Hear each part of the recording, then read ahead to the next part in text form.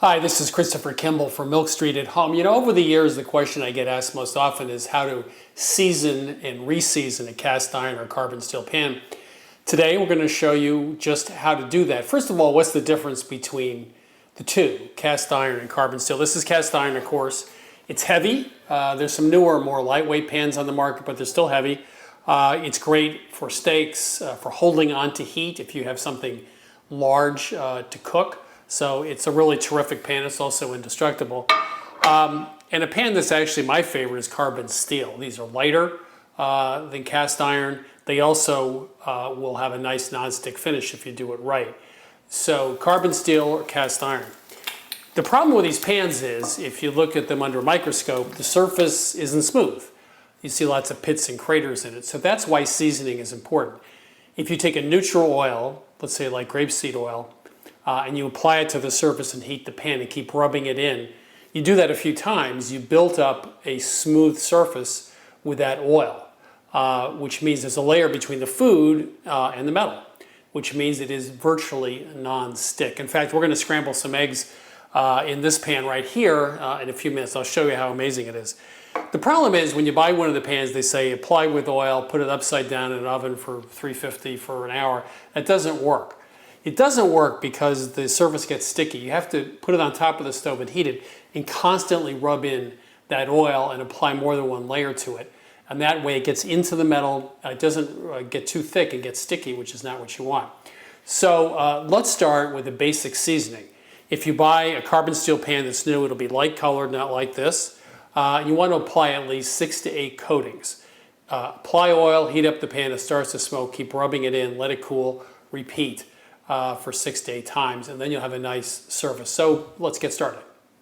Start by adding neutral oil to the pan and then turn the heat to medium-low. Burnish the oil into the pan. Do that every minute or so until the oil starts to smoke. Again, burnish the oil into the pan. Make sure there's none left on the surface, which will turn sticky. Do that 6 to 8 times for a new pan until it's really seasoned. Here I'm scrambling eggs. 2 tablespoons of oil, 2 eggs into the pan. Again, I heated the pan on medium-low. Oil has no water in it, unlike butter, which means you get a nice fluffy eggs because the oil heats up faster. So there you have it, a pan which is carbon steel or cast iron, which is as good as commercial non-stick. By the way, every time you use the pan, it's good to season it one more time, just one more round with neutral oil. So now we've figured out how to season a new pan. What happens to a pan that you've completely trashed? You try to do a grilled cheese in it and the cheese leaked out, or you did an omelet, a cheese omelet, and the cheese and the eggs leaked out all over the pan. And you have this crusty, nasty surface. And the first thing you're going to want to do is throw in the sink and get out your Brillo pad and essentially destroy your pan. So please don't do that. In fact, I never use water on a cast iron or carbon steel pan, ever.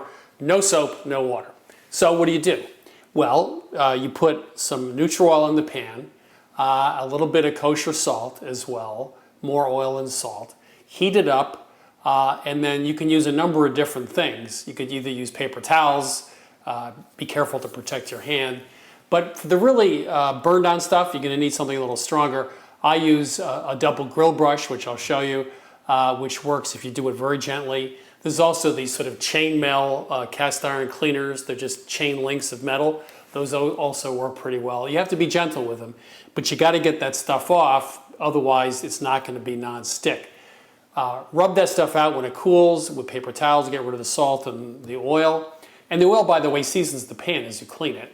And then you probably want to give it a couple more coats of oil to get it back to where it should be. I remember in Vermont as a kid, this pan, they had a big 12-inch cast iron pan, sat on top of the wood stove, the Kalamazoo cook stove, with about this much bacon grease in it, so it never got cleaned. Boy, was that nonstick. So anytime you wanted to fry up some meat, it was right there. Now you know how to season and also restore cast iron and carbon steel pans. And now you can get busy scrambling eggs. Enjoy.